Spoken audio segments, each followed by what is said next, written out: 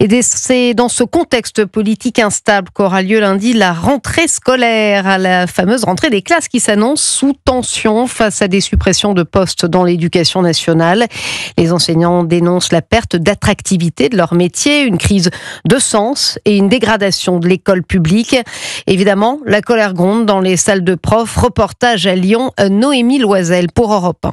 À chaque rentrée, le même constat, des postes de professeurs toujours vacants. Rindala Younes est secrétaire académique du SNES-FSU de l'Académie de Lyon et professeur de français. Les postes au concours n'ont pas été pourvus, même si le rectorat cherche à recruter des contractuels. Notre profession n'est plus du tout attractive. Il faut faire un réel travail de revalorisation de nos métiers en termes d'attractivité salariale et en termes de conditions de travail. Rindala Younes dénonce aussi un climat scolaire qui se dégrade alors même que la santé mentale des jeunes se détériore. On a très peu d'infirmières par rapport au nombre d'élèves, très peu de psychologues de l'éducation nationale. Il manque effectivement beaucoup de personnel vie scolaire, surveillants, CPE, qui sont les premiers à repérer le malaise de la jeunesse. Les professeurs expriment aussi leur lassitude face à l'instabilité politique et aux réformes incessantes. En 2 ans, on doit avoir eu 6 ministres de l'Éducation nationale. On change de ministre. En revanche, la politique ministérielle ne change pas. Ce dont on a besoin, c'est qu'on arrête les réformes tous les ans, qu'on n'ait pas une nouvelle épreuve de bac qui arrive chaque année. Cette année, les élèves de première passeront une épreuve anticipée de mathématiques en juin. Mercredi, la ministre de l'Éducation nationale a aussi dévoilé,